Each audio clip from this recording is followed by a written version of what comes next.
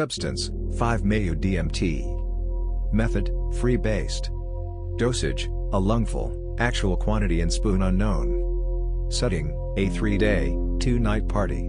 Those of us indulging in this particular substance were in a small bedroom, adjacent to the main living room where most of the mellow party was going on. Other factors: I had dosed on 15 mg 2CB and 3 capsules full of powdered mushrooms the previous night.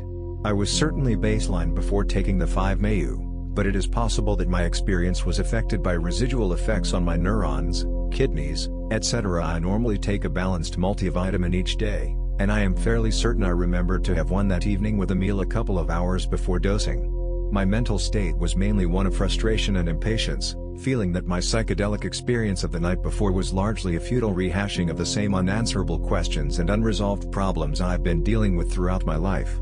I hoped that 5-MeO DMT would be the thing to push me through to a clearer level. Note: at the last minute, I informed my significant other, Jay, who at the time was in the living room adjacent to where I would be smoking the 5-MeO, that I would be indulging in this new substance that night. The players: E, who was also taking 5-MeO for the first time. M, who had experienced this substance for the first time the previous night, snorted, and was having a go of smoking it this time. P, our ground control, spoon holder, and caretaker. The lead-in. After some debate and confusion over whether snorting or smoking would be the better method for some or all of us, we finally all settled on smoking. He was handed a small tube, shorter but a little wider than a large drinking straw. P held a large spoon containing a dollop of 5-MeO with 2 lighters beneath it, instructing E to begin inhaling slowly through the tube as soon as the smoke got thick. E got a lungful, said something like, "Here I go," and fell back on the pillow. I was not certain whether P then added more substance to the spoon before giving M a turn, but I suspect so. M inhaled, waved, and said goodbye while falling back onto the other pillow with an enormous grin. I believe that P added more substance to the spoon before handing the inhaling tube to me. I found the smoke surprisingly light and easy to take in. By the time I tasted it in the back of my throat, it had me. All I could manage to say was something like, "Gah," thrusting the tube wildly in P's direction, as I fell back on the blanket bunched against the wall, turning inside out through my chest. Disclaimer: the following events may be partially or completely misremembered and/or inaccurately portrayed. Statements in quotations may or may not have been actually uttered by the person they are attributed to, or thought by me at the time. The experience. Purgatory. Neither here nor there. A fuzzy white bubble of crumpled time. One fractured moment, jumping around like a DVD randomly skipping between tracks. It tries to decide if this is heaven or hell, and cannot resolve this. It burns us and it freezes, precious. Torment and ecstasy rolled all together in a tight little ball. She's right. It's not like anything. Later, someone tells me that DMT is similar. Similar? How could anything be similar? What could possibly be like that, without being that? M says, it's always like this. Someone else says, or is supposed to say, but it's different this time. Scattered laughter. P says, do you want me to close the door, so it will always be dark? This has always been said. All of this has always happened. I say clever things like, shit, and fuck, while I think, always, why did I do that? Now I'm trapped here forever. I wonder if my body will die in this room, or dematerialize, or if it will go on, perhaps with some other entity at the helm, seeming to live out the rest of my life while this consciousness remains in this moment for eternity. Maybe this is the point where I wake up in my mother's womb, destined to live this same pointless life up to this moment, memory wiped but for the occasional, inexplicable déjà vu and an unshakable sense of foreboding. I cackle with lunatic irony. Condemning oneself to eternal damnation is hilarious, when you think about it. The whole scenario inverts and repeats, eternally. There is a buzzing sound, like a handsaw. HZZZZZZ. E. HZZZZZZ. E. Jay is beside me. You were hyperventilating, says Jay. And so I am. The buzzing noise is me. I sit up.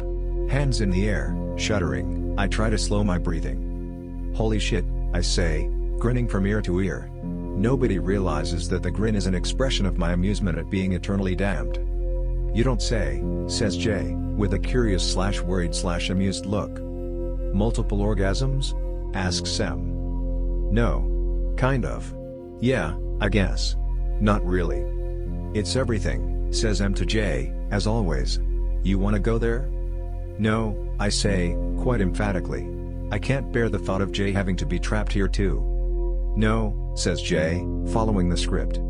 I know that about you, says M, eternally. Must break the causal loop, is my urgent and only thought. Yes, my brain at that moment had chosen to paraphrase a line from the movie Happy Accidents, still freshly imprinted on my fragile neurons, as I cleverly exclaim "God damn it," and lunge clumsily for the door. Through the door, the bubble of time stretches and breaks around me. I feel streamers of time bubbles still clinging to me, but they gradually dissolve as I concentrate all of my being on interacting with the others outside, trying to form coherent words to describe what is happening to me. What had happened? Past tense, now. That's better. As Jay settles beside me, I implore, if I ever tell you I want to do that again, talk me out of it. Immediately, I begin thinking of circumstances under which I would consider taking this drug again. Recovery and physical effects.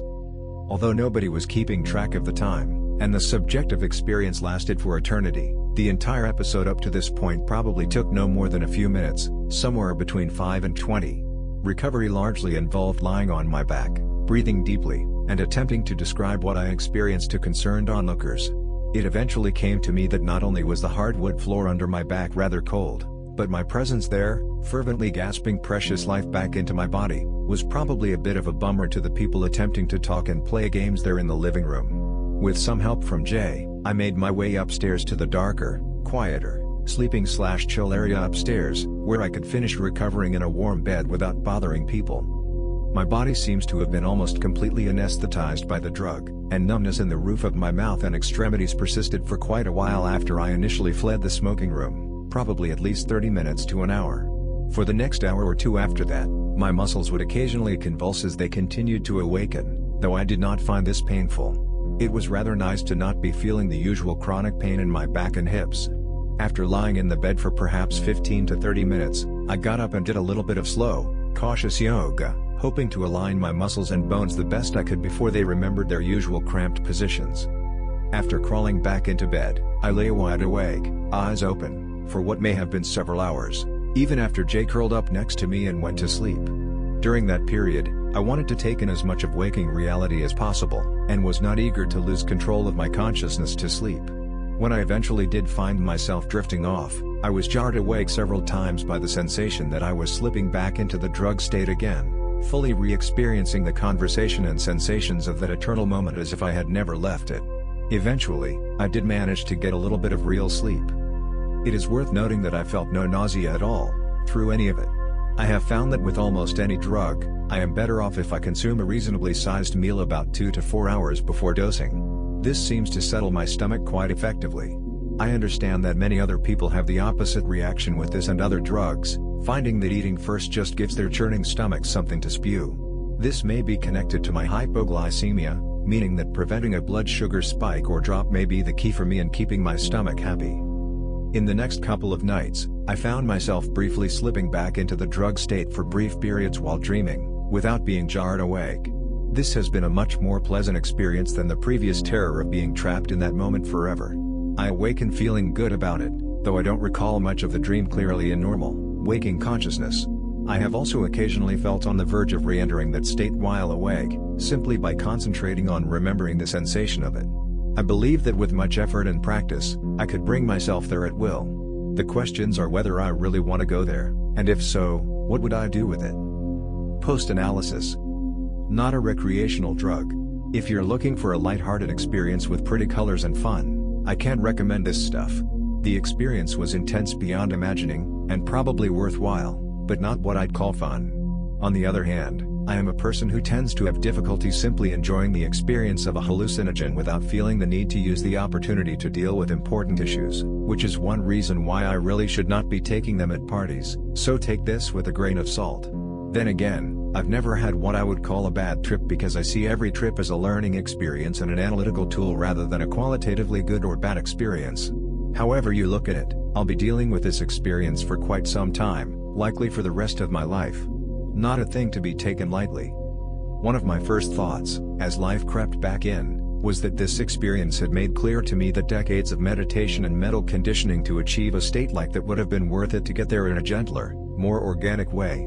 I resort to chemical methods to achieve higher mind states in part because I am lazy and impatient and feel that I lack the discipline to get there on my own. However, as previous trips with other substances have hinted, the chemical way is actually the hard way. At the very least, I think I'd have an easier time of it if I were in good physical condition before undergoing something like this. Good circulation and healthy organs would likely enhance the experience itself, as well as improving the recovery. Having a more positive general outlook, as well as more experience in consciously shifting mind states would most likely be helpful as well. And I'm sure it wouldn't hurt to have my chakras all aligned and spinning properly going in. All of these things would certainly be improved with regular exercise, meditation, and yoga. I'd want to prepare the physical space better too, which for me would mean some sort of ritual cleansing, and surrounding myself with the right scenery, mandalas, ritual objects, and sounds, gentle, ambient music or chanting, to help me keep a particular focus. In short, it may be impossible to ever be fully prepared for an experience as unique as this, but I'm sure it's possible to be better prepared than I was. At the very least, choose a space that's suitable to the type of experience you'd like to have, and have a goal, general focus, or at least some idea of what you'd like to reach for.